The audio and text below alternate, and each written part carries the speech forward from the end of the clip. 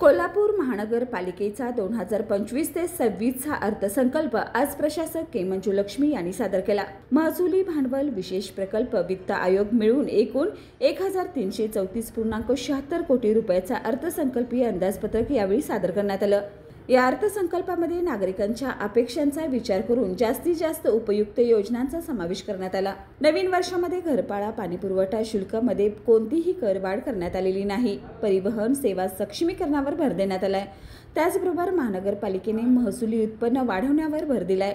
तसंच महिला दिव्यांग कल्याणकारी योजनासह ऑनलाईन सेवा सुविधा पुरवण्यावर भर देण्यात आल्याचं प्रशासक के मंजुलक्ष्मी यांनी सांगितलं।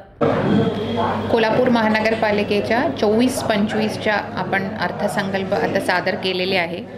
त्याच्यामध्ये महसुली जमा खर्च जवळपास 700 कोटीच्या आणि कॅपिटल रिसीट्स आणि एक्सपेंडिचर जवळपास 224 कोटीच्या आणि असं एकूण 1334 कोटीच्या बजेटचे सादरीकरण झालं। आणि ह्याचा इन्कमपेक्षा आउटकमवर फोकस करा असं मी सगळे नियंत्रण अधिकाऱ्यांना आणि विभाग प्रमुखांना सूचना दिले की आपण जे प्रत्यक्षात जे प्रोजेक्ट्स आपण आता बजेट सादरीकरण केलेले आहे त्यांचे इम्प्लिमेंटेशन पण 1 वर्षामध्ये व्हायला पाहिजे। आणि तसेच माननीय मुख्यमंत्री महोदयांचे जो 100 दिवसाचा आराखडा तयार केलेले आहे त्याच्यामध्ये पण आपण सर्व्हिस डिलिव्हरी अजून सुखद होण्यासाठी नागरिकांसाठी त्याच्यामध्ये पण एफर्ट्स घ्यायला त्यांना सूचना केलेली आहे।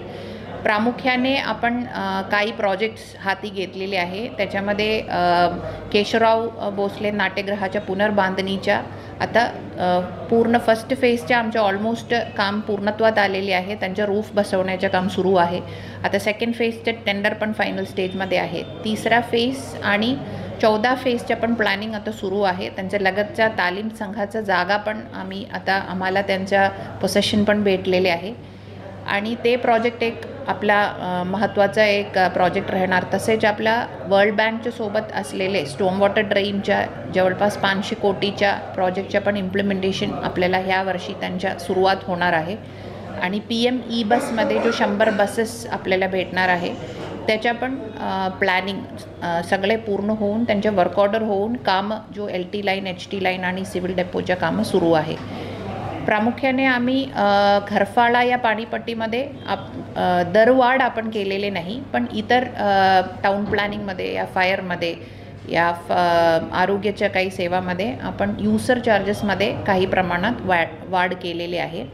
तसेच एस्टेटच्या पण आपण जो समिती गठीत करून त्यांच्या रेट फायनल केल्यामुळे एस्टेटच्या पण जमामध्ये थोडा वाढ झालेली आहे।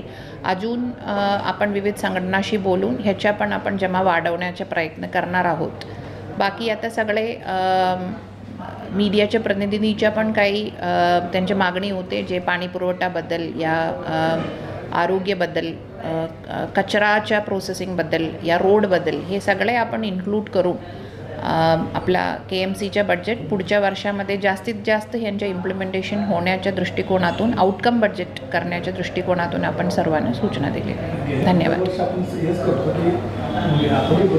महापालिकेत अर्थसंकल्प सादर करतेवेळी प्रशासक के मंजुलक्ष्मी यांच्यासह बजेट उपसमितीचे सदस्य अतिरिक्त आयुक्त राहुल रोकडे, उपायुक्त पंडित पाटील, कपिल जगताप, सहाय्यक आयुक्त नेहा अकोडे, संजय सरनाईक, उज्ज्वला शिंदे, स्वाती दुधाणे, कृष्णा पाटील, मुख्य लेखा परीक्षक कलावंती मिसाळ, शहर अभियंता नेत्रदीप सरनोबत, जल अभियंता हर्षजित खाटगे, आरोग्य अधिकारी डॉक्टर प्रकाश पावरा, नगर सचिव सुनील बिद्रे, कर निर्धारक व संग्राहक सुधाकर चल्लावाड, इस्टेट ऑफिसर विलास साळुंखे, कामगार अधिकारी राम काटकर, पर्यावरण अधिकारी समीर व्याघ्राबरे, मुख्य अग्निशामक अधिकारी मनीष रणभिसे, परवाना अधीक्षक अशोक यादव व सर्व विभागाचे अधिकारी उपस्थित होते।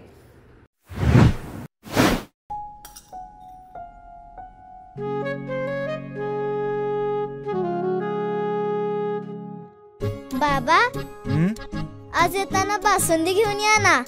अगं, कालच आपण आईचा वाढदिवस होता म्हणून आणली होती ना। ऐकलं? गोकुळची बासुंदी पुन्हा खावीशी वाटतेय।